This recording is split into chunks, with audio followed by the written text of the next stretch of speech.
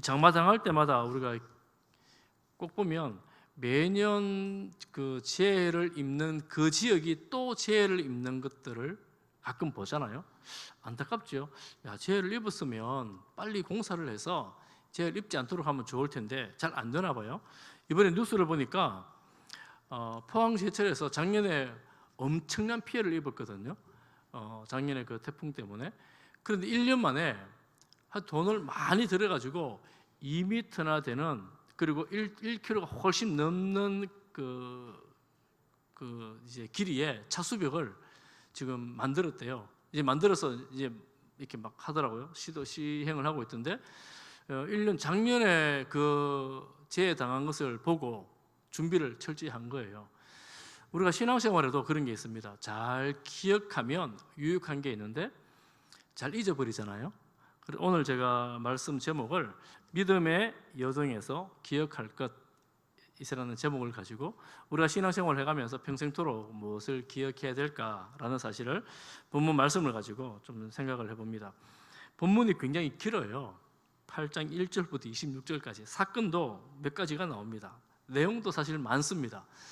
그런데 제가 이 많은 내용을 가지고 오늘 전후 문맥을 가지고 우리가 무엇을 기억해야 되는가에 대해서 한번 살펴보려고 합니다. 그래서 좀 잘 들으십시오. 말씀에 이게 너무 많아가지고 좀 빨리 하면 좋은데 또 나누기가 좀 힘들더라고요. 그래서 제가 함께 오늘 보게 되었습니다. 예수님께서 오병이어로 남자만 5,000명 먹이신 사건이 있지 않습니까? 그 사건과 아주 비슷한 사건이 있습니다. 오늘 본문 전반부에 나오는데 8장 1절부터 10절까지에 보면 떡 7개를 가지고 4,000명을 먹인 기록이 나옵니다. 어떤 사람들은 뭐 같은 사건 아닌가 이렇게 말하지만 내용을 꼼꼼히 보면 다른 사건입니다. 그래서 예수님은 2번 이렇게 이제 이런 기적을 베푸셨는데 무리들이 예수님 주변에서 사흘 동안 함께 있었던 거예요. 그리고 이제 집으로 돌려보내려고 하니까 예수님 보시니까 마음이 너무 안 된 거예요. 이 사람들 집에 가다가 쓰러지면 어떡하나. 또 오늘 본문에 보면 멀리서 온 사람들도 있는데 이 멀리서 온 사람들은 이방인들을 말한다고 합니다. 멀리서 온 사람들도 있는데 쓰러지면 안 되지 이렇게 말하니까 제자들이 이게 광야에서 어디 떡을 먹일 수도 없습니다 이렇게 말하죠. 그때 예수님이 너희들이 떡이 얼마나 있느냐 7개 있는데요 이러니까 7개를 가지고 기도하시고 이 4,000명에 나눠주는 거예요. 그리고 물고기도 2마리 가지고 함께 나눠주는데 다 배불리 먹고 7광주를 남겼다 뭐 이런 내용입니다. 예수님께서 형편을 아시고 불쌍히 여기시고 먹이시는 거예요. 배고픈 형편을 주님께서 알고 계시는 거예요. 주님께서 우리의 형편을 알고 계십니다. 배고프고 고통스럽고 질병 때문에 아파하는 것을 알고 계십니다. 그리고 알고 계시는 그분들에게 주님의 능력으로 주님의 은혜로 필요한 때에 가장 적절하게 그 문제를 해결해 주십니다. 주님은 우리를 불쌍히 여기시는 분이세요. 예수님은 우리를 불쌍히 여기시는 분입니다. 할렐루야. 별로 동의가 안 됩니까? 주님 나를 불쌍히 여기실까요? 그런데 주님은 오늘 본문 보면 불쌍히 여기신다 이렇게 말씀하고 있습니다. 4,000명이나 먹였으니까 엄청난 기적 아닙니까? 그런데 이어지는 11절 9절에 보면 11절에 보면 바리새인들이 나타나요. 바리새인들이 나타나서 예수님을 힐난합니다. 이 원어 의미는 논쟁한다 뭐 이런 의미가 있는데 논쟁하면서 시험을 합니다. 어떤 시험을 하냐면 하늘로부터 오는 표적을 보여달라 이렇게 말하는 거예요. 아니 앞에서 이미 우리가 마가복음 보면서 이미 여러 가지 표적들을 행했잖아요. 오병이어로 먹이시고 또 만나 사건 통하여서 하나님의 이 역사임을 말씀해 주셨고 또 귀가 들리지 않는 사람, 말 못하는 사람을 열어주시면서 이것이 하늘의 표적이다 이렇게 보여주셨습니다. 하늘에서 오는 표적이라는 말은 예수님이 하나님이 보내신 메시아인가 하는 말입니다. 뭐 다른 식으로 해석하는 분들도 있는데 가장 중요한 것은 바로 그것입니다. 당신이 과연 하나님이 보내신 메시아가 맞는지 우리에게 표적을 보여달라 이렇게 요구를 하는 겁니다. 그러면 여러분 어떻게 하면 좋겠습니까? 예수님이 하나님 보내신 메시아가 맞지 않습니까? 그러면 예수님께서 표적을 쫙 베풀어 가지고 내가 하늘로부터 온 메시아가 맞다, 하나님의 아들이 맞다, 이렇게 하면 좋을 텐데 예수님은 그렇게 하지 않습니다. 오히려 깊이 탄식하면서 너희들이 어떻게 표적을 구하느냐, 그러면서 12절 하반절에 보면 이 세대에 표적을 주지 않겠다 이렇게 말씀하십니다. 이들이 요구하는 그런 표적을 주지 않겠다, 너희들이 시험하려고 나에게 요구하는 그 표적을 주지 않겠다 이렇게 말씀하시는 거예요. 좀 우리의 기도와는 다르죠. 표적을 보여주고 우리도 기도하잖아요. 하나님 이 기적을 베풀어 주시면 제가 하나님 더 열심히 잘 믿겠습니다. 그리고 이 표적을 통해서 다른 사람들도 내가 간증하면서 전도하겠습니다. 이렇게 우리가 기도할 때도 있지 않습니까? 그런데 예수님은 그렇게 하지 않습니다. 나는 이 세대에 표적을 주지 않겠다. 우리가 앞에 보았던 6장 4절에서 6절에 보면 예수님께서 고향 사람들에게 배척을 받으십니다. 믿지 않아요. 이상하게 생각합니다. 이 사람들이 왜 믿지 않는 거? 그러면서 예수님께서 많은 표적을 행하시지 않았다 이렇게 말씀하십니다. 그런데 예수님은 믿음이 없는 사람들에게 표적을 통해 믿음을 증가시켜 주는 게 아니라 오히려 믿음이 없는 사람 앞에서 표적을 행하지 않았다 이렇게 말씀을 하는 거예요. 여러분, 믿음 없는 사람들 앞에서 표적을 행하면 믿음이 잘 생길까요? 기적을 보면 믿음이 막 자라나고 이렇게 될까요? 뭐 그런 경우도 있겠지만 이 자리에 앉은 분들 중에서도 아마 막 그렇지 않다는 것을 아는 분들이 있을 거예요. 어쨌든 예수님은 거절하십니다. 그러고 보면 예수님의 그 신성을 걸고 시험한 자들이 있습니다. 이렇게 말했죠. 만약 당신이 하나님의 아들이라면 이 돌덩이 가지고 떡을 만들어 보아라. 누가 그랬습니까? 누가 그랬어요? 사탄, 마귀들이 그랬죠. 그리고 네가 만약에 하나님의 아들이라면 저 높은 곳에서 한번 뛰어내려 봐라. 그러면 천사가 받아줄 것이다. 누가 그랬습니까? 사단이 예수님을 시험했습니다. 그러고 보면 오늘 이 말씀, 바리새인들이 예수님을 시험하는 이 내용은 꼭 사단이 예수님을 시험하는 것과 일면 닮아 있습니다. 그러면 예수님은 나는 하지 않겠다. 예수님 평소에도 기도했잖아요. 주기도문에도 있잖아요. 시험에 들지 않기를 기도하라 그러잖아요. 예수님은 그들의 시험에 들지 않습니다. 사단의 시험에도 들지 않고 바리새인의 시험에도 들지 않습니다. 그리고 표적을 행하지 않겠다 말씀하셨습니다. 야, 그러면 이제 예수님은 이 땅에 있으면서 표적은 끝이 나는 건가? 그렇지 않아요. 9장에 넘어가면 또다시 뭐 귀신 들린 아이를 고치고 또 표적을 행하십니다. 기적을 행하십니다. 그럼 이게 무슨 말이냐? 무슨 말이냐? 예수님께서 행하시는 표적, 기적의 근본 동기가 다르다는 거예요. 조금 전에 본 것처럼 8장 2절에 본 것처럼 예수님께서 굶주린 4,000명을 먹이신 이유는 내가 이거 기적을 베풀어 가지고 내가 하나님의 아들이라는 것을 한번 보여줘야 되겠다. 짠! 이렇게 한 게 아니라는 거예요. 그럼 왜 하셨는가? 이들이 불쌍하기 때문에. 이들이 그냥 집으로 돌아가면 다 굶주려 쓰러질 것이기 때문에 이들을 불쌍히 여기사 기적을 베풀어 주셨습니다. 예수님께서 표적을 보이실 때마다 그들을 긍휼히 여기심으로 표적을 보이십니다. 그래서 예수님의 그 동기는 사랑, 긍휼, 불쌍히 여기심, 그런 것들입니다.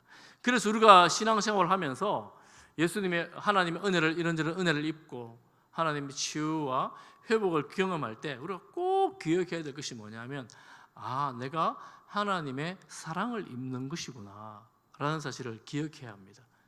어떤 분들은 이게 저절로 된 거지, 우연의 일치지, 약을 잘 썼지, 그럼 약 잘 써도 잘 낫습니다만은 어쨌거나 하나님의 사랑을 내가 입고 있구나라는 사실을 기억하는 것이 너무나 중요합니다. 그리고 예수님은 그들을 두고 13절에 보면, 여러분 13문절 한번 보여주세요. 13절에 보면, 안 보여주면 제가 본문 볼게요. 그들을 떠나 다시 배로 올라 건너편으로 가십니다. 예수님을 배척하고 시험하는 자들을 떠나서 배를 타셨습니다. 그러니까 예수님은 저들에게 한번 믿어줘, 내가 좀 믿어줘, 믿으면 좋잖아, 이렇게 말씀하지 않습니다. 설득하지 않습니다. 오히려 좀 냉정하리만큼 그들을 떠나버리십니다. 믿지 않는 자들을 떠나버렸어요. 돌아서 버립니다. 애쓰지 않습니다. 그런데 예수님은 이제 다음에 보는 본문이 제자들 이야기예요. 제자들이 나오는데 제자들은 조금 다릅니다. 비슷한 것도 있고 다른 것이 있는데 제자들은 어떤 걸 한번 보겠습니다. 14절부터 21절에 나오는 말씀인데요. 이제 배를 탔어요. 배를 탔으니까 12명, 예수님까지 13명이 배를 탔잖아요. 그러면 뭔가 먹어야 되잖아요. 먹을 것을 찾아보니까 빵이 하나밖에 없는 거예요. 아니 장정이 13명이나 있는데 빵 한 개 가지고 어떻게 밥을 다 먹어요? 그래서 제자들 사이에서 갑론을 벌였을 거 아닙니까? 왜 빵을 한 개밖에 안 가져왔노? 너는 왜 안 가져왔노? 이러면서 막 말하는 예수님이 들었겠죠. 듣고 하시는 말씀이 15절 말씀, 15절을 우리 같이 한번 읽겠습니다. 시작. 예수께서 경고하여 이르시되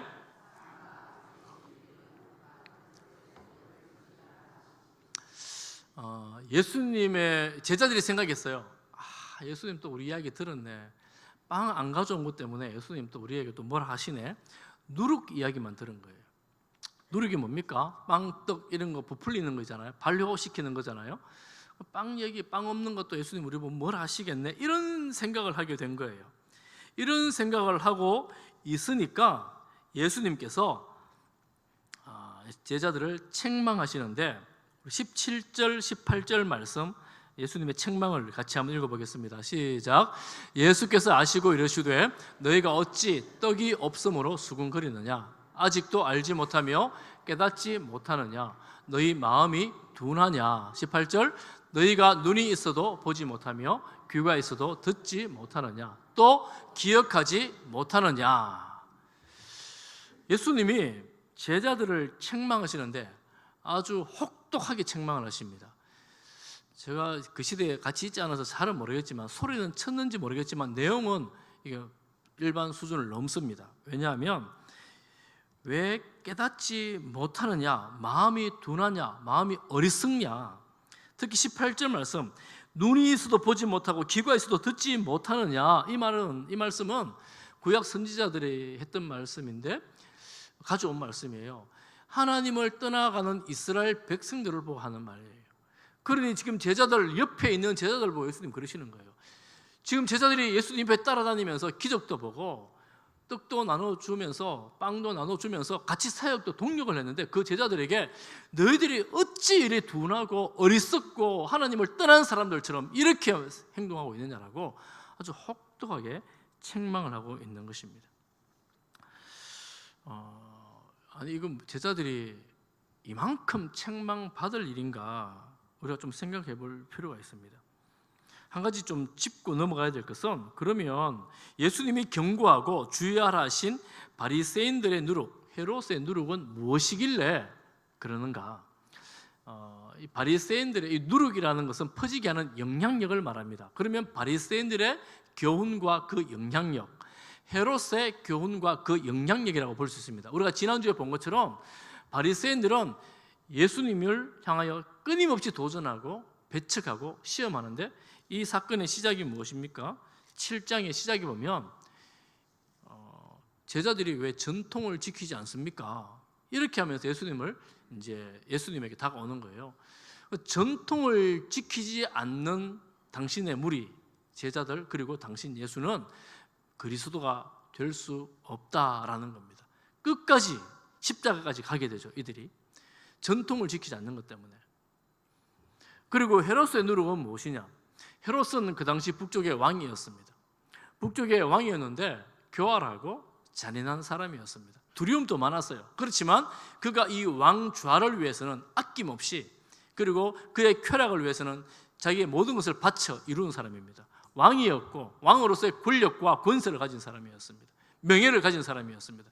그 권력과 명예를 위해 자신을 다 걸었던 사람이에요. 그러니 헤롯의 누룩이라는 것은 세상의 권세와 권력 그리고 이 땅의 왕은 나다라는 이 강력한 명예 욕구, 이런 가르침입니다. 그러면 어떻게 됩니까? 예수님이 왕으로서 메시아로서 이 땅에 왔는데 예수라는 사람에 대한 관심이 없어요. 만약에 누군가 왕이라고 하면 자기가 처단할 거예요. 이런 교훈입니다. 왕은 나야, 내가 왕이야. 권력과 명예에 완전히 심취해 있는 그들을 말하는 거예요. 그러면 공통점이 한 가지가 있죠. 이들의 누룩의 공통점이 무엇입니까? 예수님이 메시아가 아니야 하나님의 아들이 아니야 하는 것입니다. 그럼 예수님은 제자들 앞에서 그거 주의해라. 너희 경고한다. 너 잘 들어라. 세상이 다 그렇게 말할 거야. 내가 메시아가 아니라고 말할 거야. 너희들이 꼭 새겨 들어라. 이렇게 말했는데 제자들이 지금 뭐라고 말합니까? 당장 먹을 빵이 없어서 빵 없어가지고 또 책망을 듣는데 또 혼나는구나 이러고 있는 거예요. 예수님 너무 답답한 거예요. 너희들 봐라. 얼마 전에 오병이어로 남자만 5,000명 먹었지 않느냐. 그리고 몇 바구니 얼마나 남았느냐? 12바구니요. 그리고 빵 7덩어리로 몇 명이나 먹었냐? 4,000명이 먹었지 않느냐? 얼마나 남았느냐? 7바구니요. 지금 이러고 있는 거예요. 그리고 예수님이 보기에는 이 제자들이 이 눈앞에 빵에만 잔뜩 신경을 쓰고 있고 예수님이 어떤 분이신지 누구인지에 대해서 관심이 별로 없는 거예요. 만약 이 제자들이 예수님이 어떤 분인지 조금만 기억했다면 한 덩이라도 우리 충분히 배불릴 수 있어. 우리 충분히 잘 먹을 수 있어라고 예수님 기도해 주세요. 나눠주세요. 이렇게 말했을 텐데 이 제자들은 아직도 예수님이 누구신지에 대한 인식이 없었다는 거예요. 그래서 21절 아직도 깨닫지 못하느냐. 여러분 예수님의 그 마음을 생각하면 얼마나 답답했겠습니까? 얼마나 답답했겠어요. 옆에서 가르쳐주고 보여주고 말씀했는데 여전히 제자들은 예수님의 그 주된 가르침을 모르고 예수님이 누구신지 모르고 예수님 따라가고 있는 거예요. 그런데 지금 여러분 앞에 보세요. 바리새인들이 나왔을 때 예수님이 아주 냉정하게 대하시잖아요. 그들을 뭐라 하시면 떠나가 버리잖아요. 제자들도 지금 아주 혹독하게 책망을 하십니다. 그런데 제자들이 어떻게 합니까? 바리새인과 뭐가 달라요? 뭐로 하든 책망하든 예수님 옆에 꿋꿋하게 붙어 있는 거예요. 예수님 따라가는 거예요. 바리새인은 떠나가지만 제자들은 따라가는 겁니다. 모르는 거는 비슷한데 그게 달라요. 우리가 신앙생활하면서 그럴 때가 있습니다. 예수님 믿어도 별 수 없고 예수님 잘 모르겠고 이거 아닌가 보다 이렇게 해서 떠나가는 분들이 있는가 하면 때로는 난 잘 몰라도 끝까지 예수님밖에 없지 뭐 그리고 예수님 끝까지 따라 붙드는 사람들이 있어요. 저는 우리 온 성도님들이 무슨 일이 있어도 예수님 붙드는 성도님 되기를 바랍니다. 특히 책망받을 때 이 책망받을 때 어떤 사람들은 뭐 예수님만 전부인가 이러면서 교회를 떠나버리는 사람들이 있어요. 어떤 사람들은 그래도 저것이 나를 향한 말씀이 나를 사랑하는 말씀이지 그러고 뭐 듣기는 뭐 기분은 별로 안 좋지만 그래도 열심히 주님 붙들어야지 이런 분들이 있습니다. 여러분 어떤 책망이 있더라도 그것이 나를 향한 책망일지라도 여러분 주의 말씀이라면 아멘하고 받아들이시기를 바랍니다. 그때도 주님 붙들어야 돼요. 그런데 여러분 이런 경우도 있어요. 내가 내 욕심과 내 쾌락을 위해서 계속 살고 있어요. 예수님 믿는다고 하면서도 내 생각대로만 살고 있어요. 그런데 어느 누구도 아무도 내 마음에 말하지 않아요. 그래 살지 말아라. 그러면 안 된다. 이런 사람이 아무도 없어요. 나는 룰랄라 교회 잘 다녀요. 예배도 드려요. 그런데 아무도 나에게 이런 생활에 대해서 내 쾌락대로 살아가고 내 욕망대로 살아가고 거짓된 삶을 살아감에도 불구하고 어느 누구도 말하지 않는다면 그 사람이야말로 심각한 경고의 소리가 들리지 않는 사람입니다. 그때가 조심해야 될 때예요. 하나님께서 나를 버리셨는가? 이 제자들은 책망할지언정 어찌 그리 깨닫지 못하느냐 책망할지언정 데리고 다니시거든요. 예수님 데리고 함께 가는 거예요. 그리고 그들과 동력합니다. 너희들 떡 나눠줘. 이거 나눠줘. 여러분 믿음이 좋아서 나눠주는 게 아니에요. 주님께서 불쌍히 함께 다니면서 함께 동력을 하는 거예요. 그런데 우리가 신앙생활 할 때 이런저런 어려움이 있어도 무슨 일이 있어도 주님과 함께 살아가는 삶이 가장 귀하고 중요하다라는 것을 우리가 꼭 기억을 해야 합니다. 그리고 이런 말씀을 한 다음에 배가 어디에 도착하느냐 하면 베세다에 도착을 합니다. 오늘 읽었던 우리가 본문인데요. 베세다에 도착을 했어요. 베세다 여러분 기억이 안 나시겠지만 6장 45절에 보면 여러분 한 장만 넘겨보세요. 앞에 성경책 한 장만 넘겨보세요. 앞에 안 나옵니다. 성경책을 보세요. 6장 45절에 보면 예수님께서 오병이어 기적을 베푸시고 많은 사람들이 예수님을 따라오려고 할 때 다 보내시고 제자들을 보내시는데, 성경 보세요. 6장 45절에 보면 배 타고 앞서 어디로 가게 하셨어요? 벳세다로 가게 하십니다. 벳세다로. 그러니까 6장 45절 오병이어 기적 이후에 예수님은 제자들을 너네들 배 타고 벳세다로 가거라 보내셨어요. 그런데 지금 이제서 벳세다에 도착한 거예요. 지금 제가 설교에서도 몇 주 했잖아요. 그러면 7장 이때부터 떠난 이후로부터 시작해서 예수님이 어디로 가십니까? 그날 밤에 배 젓는 게 너무 힘들었는데 예수님이 찾아오셔서 제자들하고 함께 배를 타고 얻은 항구에 됐는데 그곳이 벳세다가 아니었어요. 그리고 예수님은 그 땅에 내리셔서 어디로 가셨습니까? 두로와 시돈으로 이스라엘을 떠나나가셨어요. 아니, 예수님 벳세다로 가라 해놓고서는 벳세다도 안 가고 다른 데로 갔다는 거예요. 그리고 우리가 쭉 봐온 것처럼 두로 지방에 가서 귀신 들린 딸 아이를 치료하신 예수님, 그리고 또 북쪽 지방에서 귀 들리지 않는 사람, 말 못하는 사람을 치료해 주신 예수님. 그 사건 다음에 지금 예수님께서 이 사병이어를 가지고 먹이시고 다음에 벳세다에 도착하신 거예요. 그러면 예수님께서 오병이어 사건 이후에 벳세다로 가라 해놓고서는 이제야 도착한 이 사건을 우리가 어떻게 봐야 될까요? 목적지는 처음부터 벳세다였는데 이제야 온 거예요. 저는 이렇게 이 사건을 좀 봅니다. 아, 이게 우리 신앙의 여정을 보여주는 것이구나. 그럼 예수님이 하필이면 왜 이방 땅으로 가셨을까? 여러분, 요한복음 1장 9절 이하에 보면 9절에 이렇게 말씀하십니다. 참 빛, 곧 세상에 와서 각 사람에게 비추는 빛이 있었나니, 이 빛은 예수님을 말합니다. 10절 11절을 같이 한번 읽어보겠습니다. 10절 11절입니다. 시작. 그가 세상에 계셨으며 세상은 그로 말미암아 지은 바 되었으되 세상이 그를 알지 못하였고, 11절 자기 땅에 오매 자기 백성이 영접하지 아니하였으나. 예수님이 참 빛으로 이 땅에, 이스라엘 땅에, 유대 땅에 오셨는데 이스라엘 백성들이 배척하고 예수님 믿지 않는 거예요.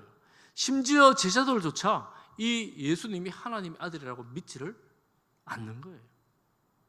예수님은 오늘, 그래서 여러분 지난 기억 잘 안 나시겠지만 쭉 보시면 어떤 과정이 있는가 하면 예수님을 배척하는 사람이 하나 왔다가 치유하시고 예수님 기적을 행하시고 또 누군가가 배척하고 또 치유하시고 이런 과정들이 쭉 나옵니다. 그럴 때마다 예수님은 그들을 떠나시다가 이방 땅으로 가버리시는 거예요. 벳세다로 가야 되는데 이방 땅으로 가버리시는 거예요. 그러면서 이방 땅에서 뭘 하세요? 이곳에 하나님의 나라가 임했다라고 귀신 들린 아이를 치유하시고, 귀 먹고 말 못하는 사람, 구약의 그 이사야 36장의 말씀대로 메시아가 오신 사건들을 그 자리에서 베풀어 주시는 거예요. 그들이 예수 그리스도를 알고 예수님을 보게 되는 거예요. 만나게 되는 거예요.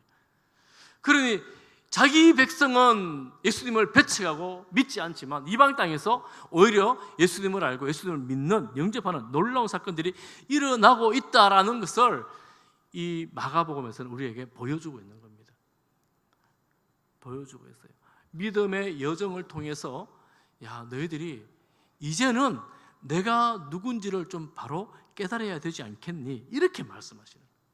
21절 말씀, 아직도 깨닫지 못하느냐? 이 말씀은 돌아 벳세다에 이제 가는데 이제는 내가 누구인지 너희들이 좀 알아야 되지 않겠느냐고 이렇게 말씀하시는 거예요.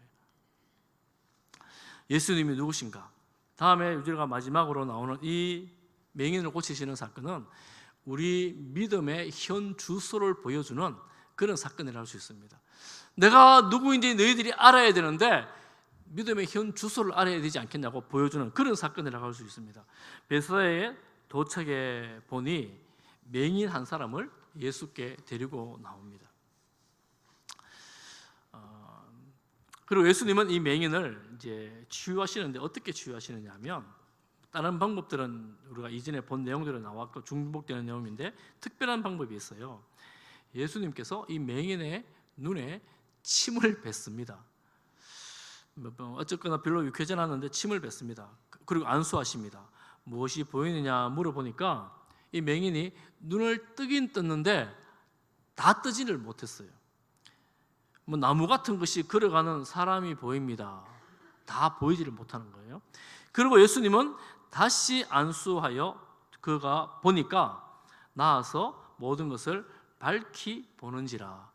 예수님께서 이 맹인을 눈뜨게 했을 때는 안수를 2번 하십니다. 2번. 여러분, 예수님이 너무 지쳐가지고 힘이 없어가지고 능력이 떨어져서 2번 했을까요? 예전에는 공간이 떨어져 있어도 만나지 않아도 말씀으로만 치유하신 예수님 아닙니까? 무덤 속에 냄새나는 시신을 말씀 한마디로 걸어 나오게 하신 예수님 아닙니까? 그런데 지금 이 사건은 2번씩이나 하면서 이 맹인을 눈뜨게 하는 거예요. 이게 무슨 의미인가? 왜 그렇게 하셨을까? 왜 그렇게 하셨을까? 능력이 없는 것은 아니라는 것을 우리가 너무 잘 알고 있습니다. 왜 그렇게 하셨을까? 많은 학자들이 이렇게 말을 합니다. 이 과정을 지나오면서 이 유대인들, 제자들의 믿음의 상태가 바로 이 모양이다, 이 상태다라는 거예요. 예수님 곁에 있고 예수님을 알고 있고 예수님을 보여줬지만, 아는 것 같지만 아직 한 번 정도의 안수를 받은, 아직 온전하여지지 않은 그런 모습이다라는 것을 이 사건을 통해서 보여준다는 거예요. 그러고 보면 우리가 그래요. 우리가 예수님을 만났고 예수님을 믿는다라고 말을 하는데 예수님을 아는 지식이 각자가 다 다르잖아요. 여러분, 예수님을 어떤 분으로 알고 믿고 있습니까? 다 달라요. 그러니 내가 알고 있는 그 예수님, 이 제자들이 알고 있는 그 예수님 다 다른 거예요. 그런데 결과적으로는 어떻게 되냐면 2번 안수함으로 온전히 낫습니다. 온전히 보게 됩니다. 지금은 연약한 믿음, 부족한 믿음, 잘 보지 못하는 믿음일지라도 주님 곁에 끝까지 따라올 때에 온전하여지는 믿음으로 밝아질 것이다라는 것을 이 사건을 통해서 보여주는 거예요. 그야말로 하늘의 표적을 주님 보여주시는 거예요. 예수님께서 누구신가? 하나님의 아들 그리스도라는 사실을. 그리고 실제로 우리가 다음 주에 보겠지만 다음 주에 볼 28절에 보면, 29절에 보면 베드로가 말합니다. 주는 그리스도이십니다. 고백하게 되는 거예요. 우리의 믿음이 지금은 연약하고 지금은 부족하고 지금은 잘 안 되는 것 같은데 과정 중에 있습니다. 여러분, 너무 낙심하지 마시기를 바랍니다. 과정 중에 있습니다. 제자들이 베세다까지 오기까지 기적도 보고 책망도 들으면서 예수님을 조금 더 알아가는 거예요. 신앙에서 예수님을 알아가는 것이 얼마나 중요한가. 우리가 그렇게 살아왔습니다. 우리가 때로는 응답의 기쁨으로 치유와 회복을 즐거움으로 누리며 감사합니다, 찬양합니다, 그럴 때가 있는가 하면 때로는 사망의 음침한 골짜기, 아무도 보이지 않고 아무도 함께하는 이 없는 그런 외로운 골짜기를 지나갈 때도 있었지 않습니까? 그런 과정을 통해서 하나님이 어떤 분이신지, 예수님이 어떤 분이신지를 우리가 배우게 되고 알게 되는 것입니다. 여러분에게 하나님은 어떤 분이셨습니까? 여러분들에게 예수님은 과연 어떤 분이십니까? 다윗의 고백처럼 내가 사망의 음침한 골짜기를 다닐지라도 해를 두려워하지 않을 것은 주께서 나와 함께 하심이라. 주의 지팡이와 막대기가 나와 함께 하신다고 당당하게 고백하실 수 있습니까? 그렇습니까? 내가 너무 고통스럽고 힘들게 버틸 때, 야, 정말 나를 도와주는 사람이 아무도 없었구나 버티고 있는데 나중에 그 시간을 지나서 돌아보면, 야, 이건 나 홀로 버틴 것이 아니었구나, 주님께서 나와 함께하고 계셨구나, 이것들을 깨닫게 되죠. 때로는 너무 외롭고 힘들어요. 홀로 가는 길이에요. 앞이 막힌 것, 장벽 같아요. 길이 보이지 않습니다. 그런 길을 억지로 걸어갔는데 나중에 돌아보면 하나님께서 길을 이렇게 헤쳐 주신 길이었는데 그 길을 내가 걸어갔었던 거구나 하는 것을 깨닫게 됩니다. 아무도 의지할 일 없어, 나는 이 세상에 혼자야 라고 억지로 버티고 있는데 나중에 돌아보면 반석 같은 주님께서 내 옆에서 딱 함께 하시고 계셨다 하는 것들을 깨달을 때가 있습니다. 때로는 아파서 숨도 쉬지 못할 만큼 지쳤고 낙심하고 있었을 때에 십자가 지신 주님, 십자가 그 고통을 보여주심으로 주님도 이 고통을 당하셨구나, 내가 잘 견뎌야 되겠다, 이런 마음이 들 때도 있었지 않습니까? 그러니 지금 힘들고 고통 중에 여러분 혹시 있다고, 나는 혼자라고 생각하시는 분이 계시다면 여러분 지금은 그렇게 느낄지 모르지만 한순간 돌아보면, 이 순간이 지나고 돌아보면 그때도 주님께서 함께 하셨구나 라는 것을 깨닫게 될 것입니다. 그럼 우리가 그것을 기억을 해야 돼요. 신명기 32장 7절 말씀을 함께 읽겠습니다. 신명기 32장 7절입니다. 시작. 옛날을 기억하라. 역대의 연대를 생각하라. 내 아버지께 물으라. 그가 내게 설명할 것이요 내 어른들에게 물으라. 출애굽 1세대는 홍해를 건넜고 또한 요단강을 건넜습니다. 2세들이 요단강을 건넜어요. 어마어마한 기적을 보았죠. 만나를 먹었잖아요. 신명기에 오면 이 세들이 다 죽습니다. 이제 어른들이 다 죽어나가고 그런 경험한 사람 자꾸 줄어듭니다. 그러면 다음 세대가 이게 하나님이 어떤 분인지, 하나님의 말씀이 무엇인지 잊어가는 거예요. 그래서 신명기 기자는 말합니다. 기억하라. 옛날의 역사를 기억하라. 하나님께서 너희들 가운데 어떻게 역사하셨는지를 기억하라. 그리고 모르겠거든 물어라. 하나님께서 너희를 어떻게 인도해 오셨는지를 물어라. 경험한 사람들에게 물어라. 그리고 잊지 말아라. 이렇게 말씀하고 있는 거예요. 우리가 신앙생활하면서 잊어버려야 될 과거도 많이 있지만 기억해야 할 것들이 많이 있습니다. 그런데 너무 잘 잊어버리는 것 같아요. 시간이 지나면서 얼마나 기억력이 자꾸 나빠지는지 저도 자꾸 그래요. 뭐 하려고 저기 갔다가 왜 저기 갔는지를 잘 모를 때가 많이 있어요. 어떤 분은 그러더라고요. 핸드폰을 잊어버리는 찾아보니까 나중에 도저히 못 찾았는데 뭐 먹으려고 냉장고 열어보니까 핸드폰이 냉장고 안에 들었더래요. 왜 냉장고 안에 핸드폰을 넣었을까요? 어떤 분은 손에 열쇠를 쥐고 집 밖에 나가야 되는 열쇠를 쥐고 계속 열쇠 찾으러 다닌다 그러잖아요. 혹시 지금도 그런 분들 안 계세요? 다 있잖아요. 안 그런 것처럼 앉아 계시는데 그런 적 다 있잖아요.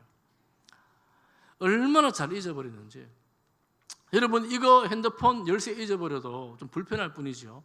하나님의 은혜를 기억해야 될 때가 많습니다. 금방 4,000명을 먹이신 주님의 은혜를 잊어버리고 빵만 보고 빵 없다고 걱정하는 제자들 보세요.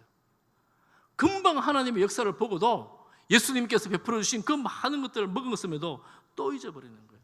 그런데 성경을 가만히 보면 인류가 그런 것 같아요. 아담이 자신을 창조하신 창조주 하나님을 잊어버렸는지 아니면 고의로 잊기로 작정했는지 사단의 유혹에 빠져서 네가 창조주같이 된다 그러니까 낼름 받아 먹어버리잖아요. 창조주가 된다고 생각했을까요? 창조주 하나님을 기억했다면 그럴 수는 없는 것 아니겠습니까? 그런데 그게 바로 우리의 모습이라는 거예요. 하나님의 은혜를 잊어버리고 하나님의 사랑을 잊어버리고 또 내가 뭐가 되는 것처럼, 내가 뭔가 잘하는 것처럼 나 자신을 의지하고 그러다가 우리가 낙심하고 또 실망하게 되지요. 그러다가 낙심하고 실망을 하는데 여러분 낙심하고 실망될 때라도 여러분 그때라도 기억해야 될 것이 하나님은 나를 버리지 않는다라는 사실입니다. 여러분 하나님이 우리를 자녀 삼으심이 우리가 위대하고 능력이 있고 완전해서가 아닙니다. 제자들을 옆에 두고 함께 동역하시는 것이 제자들의 신앙이 좋고 믿음이 좋아서가 아닙니다. 오직 한 가지 이유예요. 하나님께서 사랑하시기 때문에. 하나님 사랑으로 우리가 그 은혜로 살아가는 것입니다. 우리가 조금 이따 부를 찬송인데 너무 잘 잊어버리죠. 아침에 이슬방울 쉬이 사라짐같이 내 기억 부족하여 늘 잊기 쉬우니. 우리가 이렇게 잊기 쉬운 존재들이지만 기억해야 될 게 있습니다. 뭘 기억하는가? 조금 전에 부른 찬송, 제가 찬송가 가사를 오늘 결론합니다. 받은 복을 세어보아라. 주의 크신 복을 내가 알리라. 내가 조용하고 힘든 순간에도 과거에 하나님 나를 이렇게 인도해 주셨구나.